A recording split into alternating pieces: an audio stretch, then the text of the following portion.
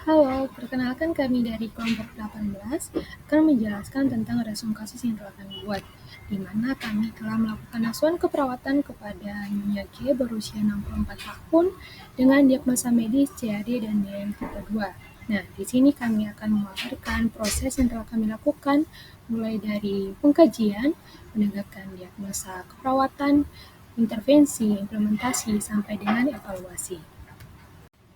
Pertama, saya akan menjelaskan keluhan utama dari pasien.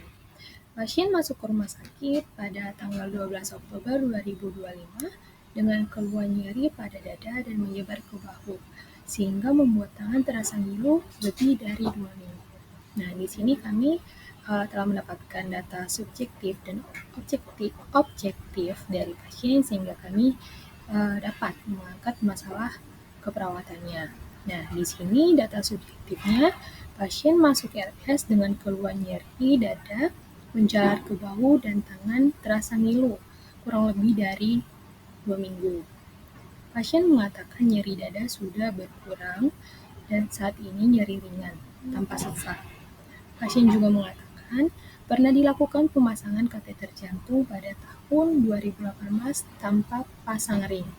Pasien juga mengatakan dokter menyarankan kateter jantung akan dilakukan lagi tahun ini.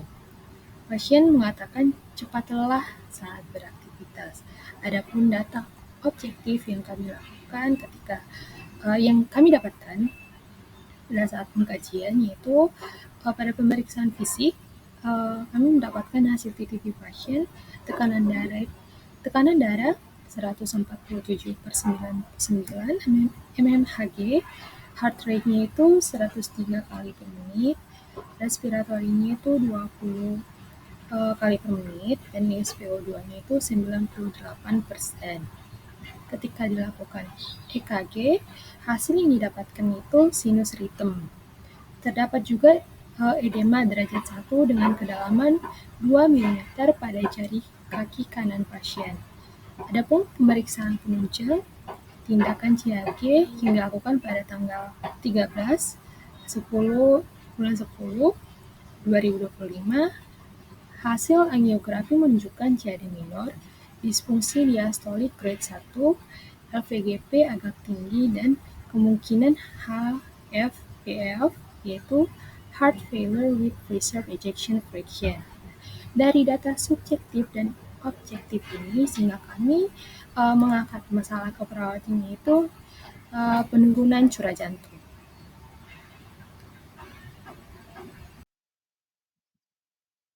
Selanjutnya, masalah keperawatan kedua yang kami ambil adalah nyeri akut dengan kode D077 pada buku SBKI.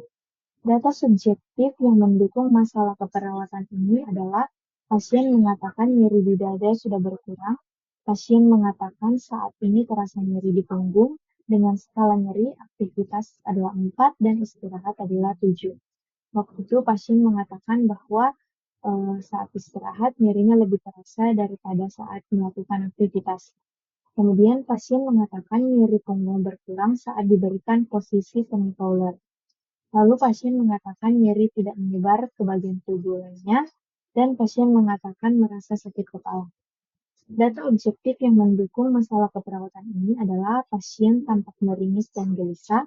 Kemudian hasil tanda-tanda vital yang didapatkan dari pasien yaitu blood pressure 147/99 mm air raksa, heart rate 103 kali per menit, respiratory rate 20 kali per menit, dan saturasi oksigen 98%. Selanjutnya, masalah keperawatan ketiga yang kami ambil adalah ketidakstabilan kadar glukosa darah dengan kode D0027 pada SBKI. Data subjektif yang mendukung masalah keperawatan ini adalah pasien mengatakan memiliki riwayat diabetes mellitus dan rutin kontrol ke rumah sakit. Pasien mengatakan masih mengonsumsi obat gula secara teratur, namun pasien tidak mengingat nama obat tersebut. Pasien mengatakan pernah 2 kali masuk UGD karena gula darah yang sangat rendah. Pasien mengatakan sering melakukan pengecekan gula darah di rumah, terutama saat pagi dan malam hari. Data objektif yang mendukung masalah keperawatan ketiga yaitu pemeriksaan fisik. Saat itu kami melakukan inspeksi pada pasien dan terlihat ada luka di jari kaki kanan pasien, mulai dari jari tengah hingga kelingking. Tampak lukanya seperti bernanah. Lalu gula darah sewaktu pasien pada tanggal 13 bulan 10 2025 pukul 6:10 yaitu 191 mg per desiliter, pukul 9:40 235 mg per desiliter, sedangkan pukul 12 siang yaitu 216 mg per desiliter. Pasien terpasang infus NaCl 0,9% 500 ml.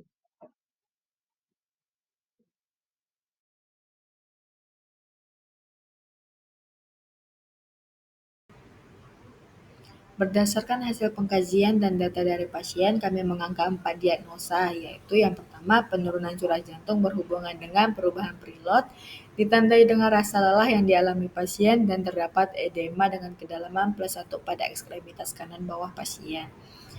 Ini menjadi diagnosa prioritas karena penurunan curah jantung terjadi akibat sumbatan arteri koroner yang mengurangi aliran darah ke jantung sehingga menurunkan perfusi jaringan. Jika tidak diatasi, maka akan dapat mengancam jiwa. Diagnosa yang kedua ada nyeri akut berhubungan dengan agen pencedera fisiologis, ditandai dengan pasien mengeluh nyeri pada punggung, pasien tampak meringis dan gelisah, frekuensi nadi pasien meningkat, dan pasien sulit tidur. Ini menjadi prioritas kedua karena nyeri dapat meningkatkan beban kerja jantung dan memperburuk kondisi CAD. Diagnosa yang ketiga, ketidakstabilan kadar glukosa darah berhubungan dengan resistensi insulin, ditandai dengan rasa lelah atau lesu, dan kadar glukosa dalam darah pasien tinggi. Pada kondisi pasien dengan diabetes mellitus tipe 2, perlu ada intervensi agar gula darah stabil sehingga tidak memperlambat penyembuhan luka dan meningkatkan risiko infeksi. Diagnosa yang keempat ada gangguan integritas kulit berhubungan dengan neuropati perifer ditandai kerusakan jaringan kulit. Ini menjadi prioritas keempat karena kondisi ini timbul perfusi perifer yang buruk dan glukosa yang tidak stabil. Baik, selanjutnya kita akan masuk kepada tahap intervensi. Pada tahap intervensi ini, kita akan melihat tujuan dan kriteria hasil, intervensi apa yang diberikan, serta apa rasional dari pemberian intervensi tersebut. Dengan diagnosa keperawatan yang pertama yaitu penurunan curah jantung. Tujuan dan kriteria hasil yang diharapkan adalah setelah dilakukan intervensi keperawatan selama 1 kali 6 jam, diharapkan curah jantung pasien meningkat dengan kriteria hasil palpitasi menurun, lelah menurun, dan juga oliguria menurun. Intervensinya meliputi observasi terapeutik, edukasi, dan juga kolaborasi. Dengan intervensi yaitu perawatan jantung akut. Yang pertama, observasi. Identifikasi karakteristik nyeri dada meliputi faktor pemicu dan pereda, kualitas, lokasi, radiasi, skala, durasi, dan juga frekuensi. Rasionalnya adalah mengetahui karakteristik nyeri dapat menentukan penyebab dan tingkat keparahan nyeri. Kemudian yang kedua adalah monitor saturasi oksigen. Rasionalnya adalah kekurangan Hb dapat mengurangi oksigen dan menyebabkan hipoksia, yang selanjutnya dapat menyebabkan kerusakan pada jaringan. Kemudian pada bagian terapeutik, sediakan lingkungan yang kondusif untuk beristirahat dari pemulihan. Rasionalnya adalah lingkungan yang kondusif meningkatkan relaksasi, meminimalkan stres, sehingga ini dapat membantu pemulihan pasien yang optimal. Kemudian yang kedua, berikan dukungan emosional dan spiritual. Rasionalnya adalah pasien dapat menjadi putus asa dengan penurunan tingkat aktivitas yang dapat semakin menghambat kemampuan dan keinginan mereka untuk beraktivitas. Maka dorongan pasien untuk terus meningkatkan aktivitasnya secara bertahap saat mereka mampu mentoleransinya. Kemudian edukasi. Anjurkan melaporkan nyeri dada. Rasionalnya adalah penundaan pelaporan nyeri ini dapat menghambat peredanya. Kesadaran akan tanda-tanda peringatan dapat membantu menghindari keadaan darurat dan membantu diagnosis dini komplikasi. Selanjutnya yaitu pada tahap kolaborasi, yaitu kolaborasi pemberian anti angina jika perlu. Rasionalnya adalah pemberian antiangina ini bertujuan untuk meningkatkan aliran darah dan mengurangi beban kerja dari jantung. Baik, sekarang kita akan masuk ke intervensi untuk dekade kedua. Jadi diharapkan setelah diberikan intervensi, tingkat nyeri pasien menurun dengan kriteria hasil, keluhan nyeri menurun, kesulitan tidur menurun, frekuensi nadi membaik, dan juga tekanan darah membaik. Untuk intervensinya, di sini diambil manajemen nyeri, terdiri dari observasi, terapeutik, edukasi, dan juga kolaborasi. Nah, untuk observasi yang pertama ada identifikasi lokasi, karakteristik, durasi, frekuensi, kualitas, dan intensitas nyerinya. Rasionalnya, untuk kita dapat mengetahui lokasinya, lama nyerinya muncul, seberapa sering muncul, dan juga kapan nyerinya muncul. Yang kedua ada identifikasi skala nyeri.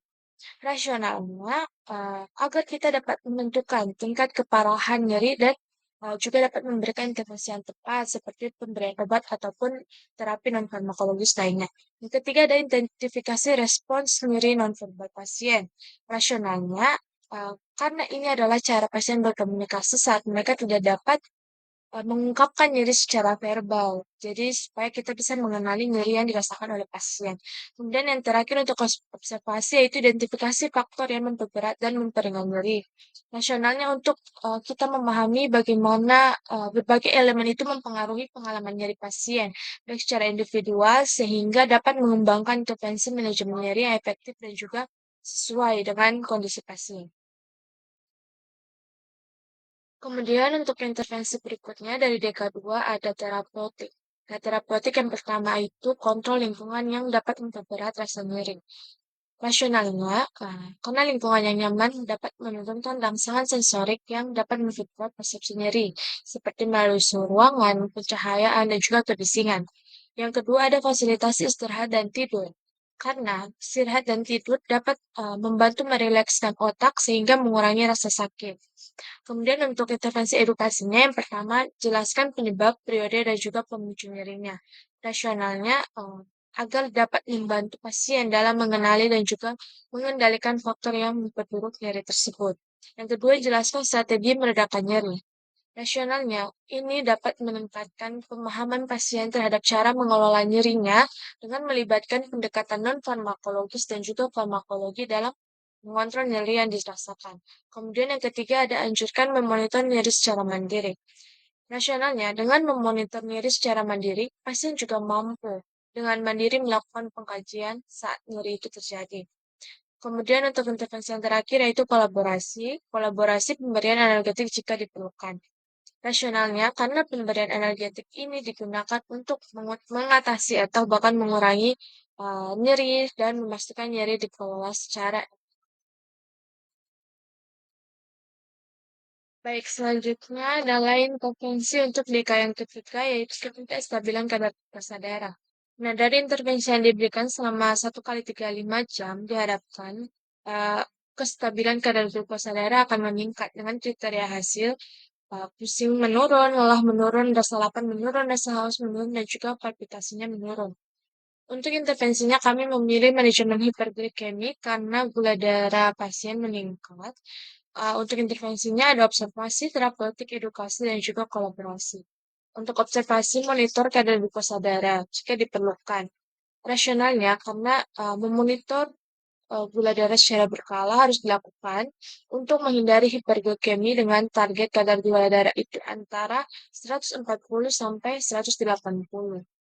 Untuk observasi kedua, monitor intake dan output cairan. Rasionalnya, untuk memastikan pasien tetap mempertahankan hidrasi dan elektrolit yang tepat untuk membatasi cairan tubuh.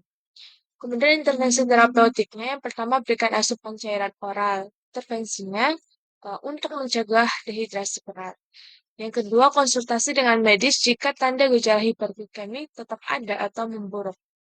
Rasionalnya, jika gejalanya memburuk, segera konsultasikan agar dapat mengantisipasi dan menghambat keparahan dan untuk juga memberikan program pengobatan yang tepat.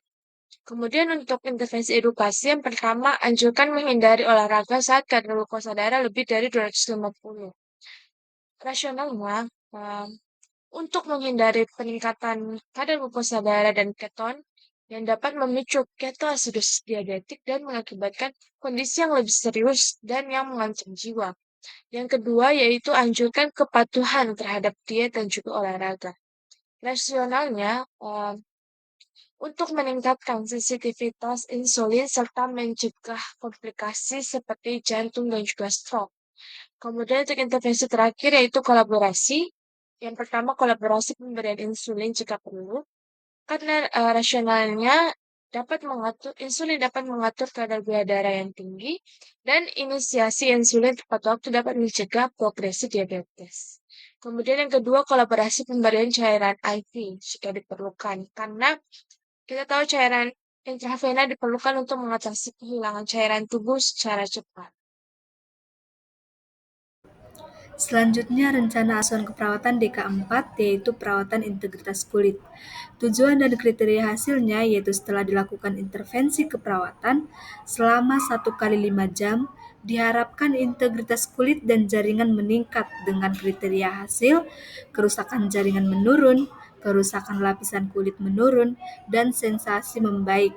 Adapun intervensi perawatan integritas kulit yaitu observasi, identifikasi penyebab gangguan integritas kulit, misalnya perubahan sirkulasi, perubahan status nutrisi, kelembaban, suhu lingkungan ekstrim, penurunan mobilitas.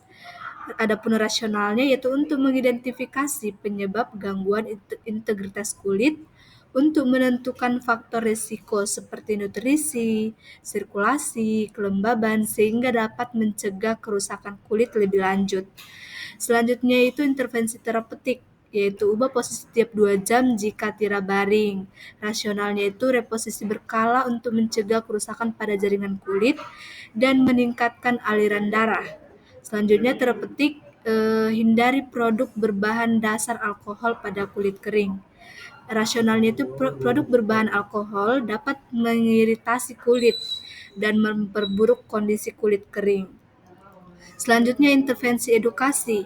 Yang pertama anjurkan menggunakan pelembab misalnya lotion dan serum. Rasionalnya itu untuk penggunaan pelembab untuk membantu mempertahankan kelembaban kulit dan mencegah kekeringan. Selanjutnya edukasi kedua, anjurkan minum air yang cukup. Rasionalnya itu asupan cairan yang adekuat menjaga hidrasi jaringan dan mendukung fungsi sel kulit. Selanjutnya edukasi yang ketiga, anjurkan meningkatkan asupan nutrisi. Rasionalnya itu peningkatan asupan nutrisi diperlukan untuk perbaikan sel kulit yang rusak dan pembentukan jaringan baru. Edukasi terakhir yaitu anjurkan mandi dan menggunakan sabun secukupnya. Rasionalnya itu untuk menjaga kebersihan kulit sangat penting dalam mengurangi iritasi dan kekeringan kulit.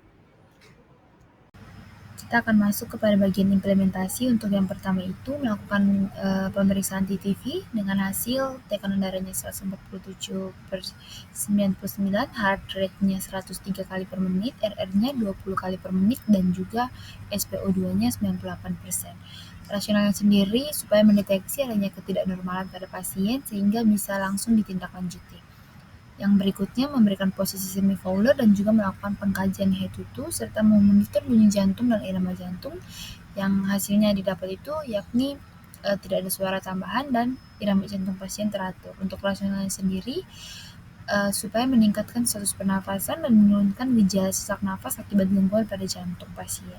Kemudian berikutnya itu ada mengecek GDS dengan hasil 245 dan juga kita memberikan posisi Fowler. Untuk rasional pemeriksaan GDS sendiri supaya memantau kadar gula dalam darah pasien apakah itu dalam batas normal supaya mencegah terjadinya komplikasi dan kita bisa menilai lagi respon terhadap terapi yang akan diberikan atau sudah diberikan. Kemudian untuk posisi Fowler ini tentu untuk meningkatkan status pernafasan dan menurunkan gejala sesak yang timbul akibat gangguan pada jantung pasien.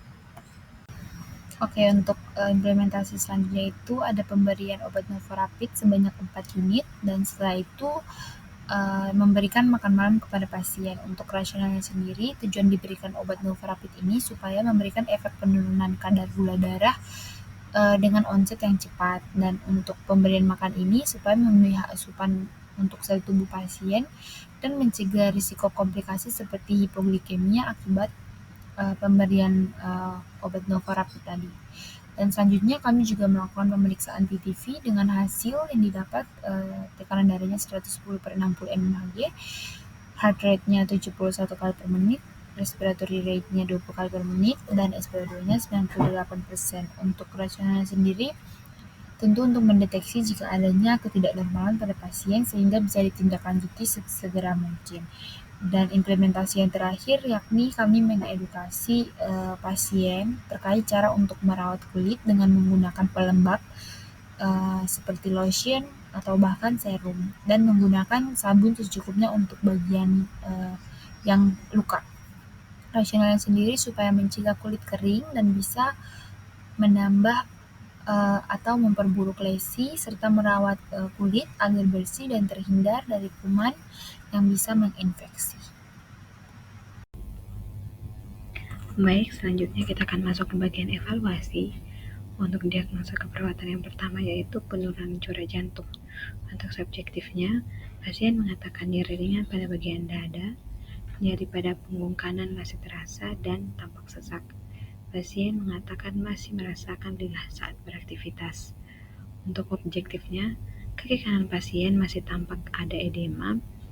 Hasil TTV-nya adalah tekanan darah 110/80 mmHg, nadinya 71 kali per menit, pernapasannya 20 kali per menit, dan SpO2-nya adalah 98%.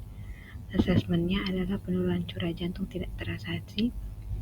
Untuk planning akan melanjutkan intervensi, melanjutkan identifikasi karakteristik nyeri pada dada, meliputi faktor pemicu dan pereda, kualitas, lokasi, radiasi, skala, durasi, dan frekuensi, melanjutkan memberikan edukasi untuk melaporkan nyeri dada. Selanjutnya kita masuk kepada evaluasi diagnosa keperawatan yang kedua yaitu nyeri akut. Untuk asesmennya itu, pasien mengatakan masih merasakan nyeri pada bagian kepala dan punggung. Nyeri punggung skalanya aktivitasnya 4, istirahatnya 7, dan nyeri berkurang saat diberikan posisi semi-fowler. Pasien mengatakan nyeri pada bagian punggung berkurang saat melakukan aktivitas. Pasien mengatakan nyeri pada bagian dada sudah berkurang. Untuk objektifnya tidak ada. Untuk asesmennya nyeri akut tidak teratasi. Untuk planningnya akan melanjutkan intervensi, di mana akan melanjutkan identifikasi lokasi, karakteristik, durasi, frekuensi, kualitas, dan intensitas nyeri. Setelah itu yang kedua, lanjutkan identifikasi skala nyeri. Yang ketiga, lanjutkan identifikasi faktor yang memperberat dan memperingan nyeri. Baik, kita akan lanjut untuk hasil evaluasi masalah keperawatan yang ketiga dengan masalah keperawatan ketidakstabilan kadar gula darah. Dan hasil subjektifnya yaitu pasien mengatakan pandangannya masih kabur. Pasien juga mengatakan pada bagian kakinya itu masih rasa atau terasa kebas. Hasil objektifnya yaitu terdapat luka pada bagian jari kaki kanan pasien, dan hasil pemeriksaan gula darah sewaktu yang dilakukan pada jam 5, hasil gula darah pasien yaitu 245 mg per dl. Dari data subjektif dan objektif tersebut, maka asesmen yang diambil yaitu ketidakstabilan kadar gula darah tidak teratasi, sehingga planningnya yaitu melanjutkan intervensi, yaitu yang pertama melanjutkan monitor kadar gula darah, kemudian melanjutkan berikan asupan cairan oral, lalu selanjutnya itu melanjutkan kombinasi pemberian insulin seperti Novarapid 4 unit. Kemudian untuk evaluasi masalah keperawatan yang keempat dengan masalah keperawatan gangguan integritas kulit. Hasil subjektifnya itu pasien mengatakan tidak merasakan nyeri pada bagian luka. Pasien mengatakan juga akan membeli lotion yang akan digunakan pada bagian sekitar luka, dan juga pasien mengatakan saat mandi pasien akan membersihkan luka dan menggunakan sabun secukupnya. Hasil objektifnya yaitu pada bagian luka tampak kemerahan, dan pada bagian tengah luka terdapat banyak slap dengan persentase keseluruhan luka yaitu granulasinya itu 15% dan slapnya 85%. Untuk dari hasil subjektif dan objektifnya, maka asesmennya itu gangguan integritas kulit tidak teratasi, sehingga planningnya yaitu melanjutkan intervensi, yaitu melanjutkan identifikasi penyebab gangguan integritas kulit, melanjutkan anjuran menggunakan pelembab seperti lotion dan serum, dan kemudian melanjutkan anjuran mandi dan menggunakan sabun secukupnya. Demikian hasil presentasi dari kami kelompok 18 terkait dengan resum kasus kami. Terima kasih.